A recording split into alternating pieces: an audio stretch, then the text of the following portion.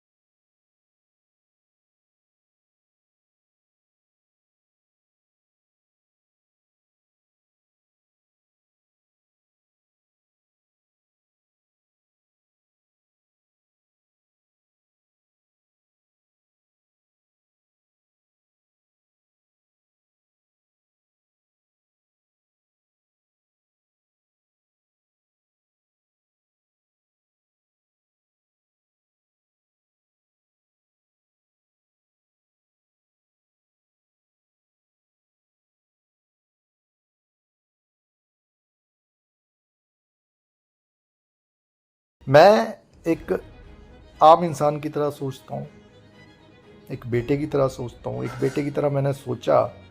इसीलिए मुझे लगा कि नहीं, मेरे फादर जो है वो आ, क्या बोलते हैं, आप इलेक्शन हार गए, पिछला क्या बोलते हैं उसमें, लोकसभा का भी। फिर मुझे महसूस होता रहा बीच बीच में कि नहीं यार, मेरे फादर को कहीं ना कहीं, क्योंकि आपने कमाई हुई है वो चीज़, ज़रूर ठीक है, आपने थोड़े टाइम के लिए मेरे पास हैंड ओवर की कि मैं लुक आफ्टर करूं। क्योंकि मैं लुक आफ्टर भी इसलिए बोल रहा हूं कि देखिए, 2004 में जब आप एमपी बन गए, आपने मतलब कि लोगों ने भी बोला, आपने भी सोचा कि नीरज भारती को बना देते हैं आगे, आपने चुनाव लड़वा दिया। अब आप भी क्लेम करते हैं कि आप, मतलब करते ही हैं नेचुरली, अब फादर तो क्लेम करेगा कि मेरा भी कल को बेटा है तो मैं भी उस पर क्लेम करूँगा अपना, कि नीरज भारती को तो मैंने पॉलिटिक्स में डाला है और वो किया है। लेकिन आप ये बात शायद भूल गए कि जिस वक्त आप सांसद थे हिमाचल प्रदेश में, आप मंत्री रहे, आपने इस्तीफ़ा दिया, एमपी बन गए, इस्तीफ़ा दिया मंत्री, फिर आप सांसद बन गए, है ना। तो जब मुझे बाई इलेक्शन में मतलब कि मौका मिला आगे लड़ने का, आपने आगे किया, पूरी सरकार आ गई, सब कुछ आ गए सारे, तो वही बाई इलेक्शन तो मैं हार गया, ठीक है। तो उसके बाद फिर मेरे अंदर एक वो रही कि नहीं यार, इलेक्शन हार गए, ये तो गलत बात है। बेइज्जती भी महसूस हुई अपने आप को कि सरकार में रहते नहीं रहते ही इलेक्शन हार गया यार। मेहनत की, लोगों के साथ जुड़ाव रखा, ऑपोजिशन में जीता, मतलब कि जीता फिर ऑपोजिशन में आ गए, यानी कि सरकार नहीं बन पाई। उसके बाद दोबारा फिर चलो कार्यकर्ताओं ने मेहनत की, लोगों ने अपना आशीर्वाद दिया, सहयोग दिया, 2012 में जीते। किस्मत अच्छी थी, सरकार आ गई है। मंत्री बनने का दिल्ली से आदेश था, नहीं बन पाए, चलो कोई अलग बात थी, छोड़ो, मुझे उस चीज़ का भी लालच नहीं था। जब मुझे मुख्य संसदीय सचिव के लिए बोला गया तो मैंने राज साहब को ये भी बोला था कि जी मुझे किसी चीज़ का लालच नहीं है, लेकिन मेरे विधानसभा क्षेत्र के काम नहीं रुकने चाहिए। आप उस वक्त नाराज़ हो गए कि तूने संसदीय सचिव का क्यों एक्सेप्ट कर लिया। मैंने कहा मैंने मुख्यमंत्री जी से नाराज़गी मोल नहीं लेनी है, लोगों ने बहुत उम्मीद के साथ मुझे जिताया है। कल को काम नहीं होंगे तो मैं किस मुंह से बोलूँगा कि जाके कि काम करें। तो आप मतलब कि अब आप तो पॉलिटिशियन है, फादर तो है नहीं, उस तरीके से तो आप सोचेंगे नहीं। तो चलो जो भी बात हुई, मैं मुख्य सचिव बना, कोशिश की काम करवाने की, इधर उधर जो भी था। उस वक्त भी हालात ये थे कि नेचुरली अब आप सीनियर हैं, आप राय साहब के साथ बहुत पुराने जुड़े थे, मैं कुछ बोलता था, आपने कुछ बोलना, जो मैंने बोलना वो काम उस वक्त भी नहीं होने, वो काम फिर आपने करवा लेने या अपने तरीके से करवा लेने, मेरी फिर बेइज्जती हो जाती थी। उस वक्त मैं पीछे हट गया, मैं कहा नहीं यार चलो मेरे फादर की सीट है, इनको ही अपने हिसाब से करने दो जो ये करना चाहते हैं, है ना। इसीलिए मैंने फिर सोचा कि चलो आप पिछले इलेक्शन हार गए हैं तो एक आपके दिल में भी टीस होगी कि नहीं यार, मतलब कि हार गया मैं इतने उसमें, तो मैंने कहा चलो आप लड़ लो अगला इलेक्शन। मैं पीछे हट गया, मैंने कोई मेहनत नहीं की उस इलेक्शन में। ठीक है, मैंने अपनी छोटी मोटी शक्ल दिखाई, आके लोगों को बोला, लेकिन क्या हुआ, आप वो एमएलए का इलेक्शन हार गए 2017 में। फिर ऑपोजिशन में पार्टी जब हार गई तो दुख होता है, ऑपोजिशन में फिर हम जो कार्यकर्ता थे उनको प्रताड़ित करना शुरू कर दिया, उनके लिए फिर मैंने स्टैंड लिया, जेल में भी जाके आया, मतलब बथेरा कुछ किया जो भी, मतलब कि अब क्या बार बार वो बातें रिपीट करनी है। फिर तब भी मैं ज़्यादा इंटरेस्टेड नहीं था, मैंने कहा चलो अब मर्जी है आपकी, अगला आप लड़ना चाहते हैं कि मेरे अंदर तो ठीक है हर बात। और वो फिर आप सब ने खुद ही बोला कि तू आएगा तभी लोग चलेंगे साथ, लड़के, यंग यूथ। मैंने कहा चलो करता हूँ। मैंने फिर अपने सारे लड़के बेचारे इकट्ठे किए, उम्मीदें थी सबको कि नीरज आएगा, बात करके चलो आगे जो भी होगा उसका हिसाब देखेंगे कैसे चलता है कैसे नहीं। प्रताड़ित थे बीजेपी के, मतलब उस वक्त के एमएलए से भी लोग नाराज़ थे और तंग थे, सरकार से भी तंग थे। तो चलो फिर आया मैं, आप मतलब कि सारे इकट्ठे किए, चुनाव में सब आपके साथ चलाए। बाबा आपको नाम दे दिया कि चलो एज्ड हैं तो एक रिस्पेक्टफुल सा नेम हो गया कि बाबा जी हैं हमारे। लोगों ने, बच्चों ने, जो भी मेरे बराबर की उम्र के, मेरे छोटे बड़े, सब ने ऐसे ही बोलना शुरू कर दिया जो आपसे छोटे कि बाबा जी बाबा जी। बड़ी मेहनत की लड़कों ने, चुनावों में भाग दौड़ की, अपनी ही गाड़ियाँ ली, अपना ही तेल डलवाया, मतलब कि एक्सपेक्ट नहीं किया कुछ ज़्यादा कि हमें जो है वो कैंडिडेट कुछ देगा या कैंडिडेट का बेटा कुछ देगा। यानी कि मैं खुद भाग दौड़ की, झंडे उठाए, गाड़ियाँ अपनी, बाइक अपनी, ट्रैक्टर अपने। फिर एक वो फेमस कर दिया बाबा बालकनाथ जी का वो गाना, बाबे दा चिमटा कुतु बज्या, बाबे दा चिमटा, बाबा बालकनाथ जी का, है ना। चुनाव हो गए, आप मंत्री बन गए, हम बेले हो गए। उम्मीदें जागी हुई थी कि नहीं जी, बड़े प्रताड़ित हुए हैं पिछली सरकार में, लोग दुश्मनियाँ मोल ली हैं, इतना गलत किया है, इतने केसेस लगाए हैं, इतना वो है कि अब हम भी दिखाएंगे कि सरकार क्या चीज़ होती है।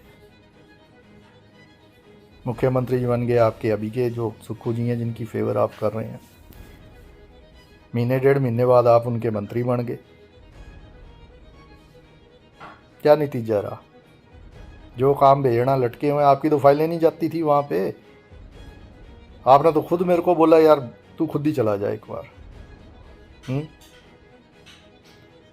शुरू में गया मैं कहा जी ऐसे ऐसे है, ये भेजे हुए हैं डीओ नोट आपको, ये मैं पूरी लिस्ट लाया हूँ। मुख्यमंत्री जी को बोला हाँ मैं देखता हूँ, मैं करता हूँ। मैं लेह लद्दाख चला गया, 15-20 दिन बाद वापस आया, कोई प्रोग्रेस नहीं। मैंने फिर इंतज़ार किया, चलो हो जाएगा, कल हो जाएगा, परसों हो जाएगा, चलो 8-8 9-9 महीने हो गए। फिर थोड़ा सा गुस्सा आया, थोड़ा सा विरोध किया, जब लिखा था कि 9 महीने में तो बच्चा भी पैदा हो जाता है।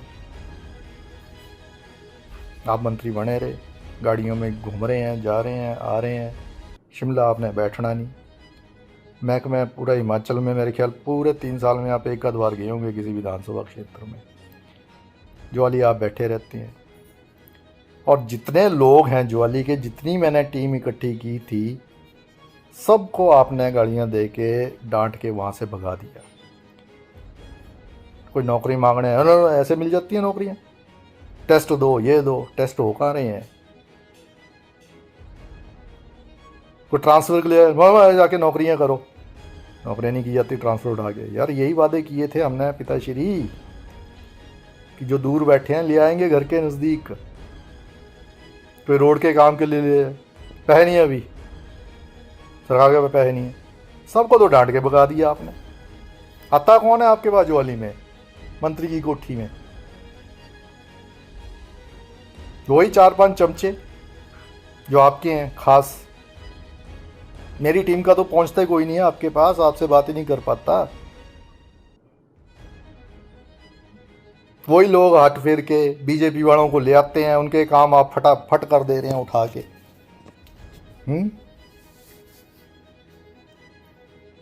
उसके बाद पिछली बार भी यही स्थिति हुई। जो काम मैं बोलता हूं कि ये नहीं होना चाहिए, नहीं होना चाहिए, वो काम हो जाते हैं। कैसे?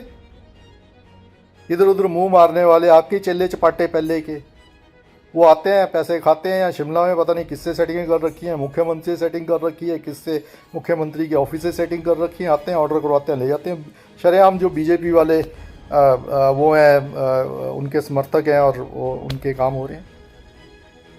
आप चुप। आपसे बात की तो आप सुनते नहीं। उस वक्त भी मैंने यही बोला था आपको कि मैं कहा नहीं होता तो छोड़ दो, क्यों आप बेइज्जती अपनी भी करवा रहे हो, मेरी भी करवा रहे हो, छोड़ दो इसको, गद्दी को।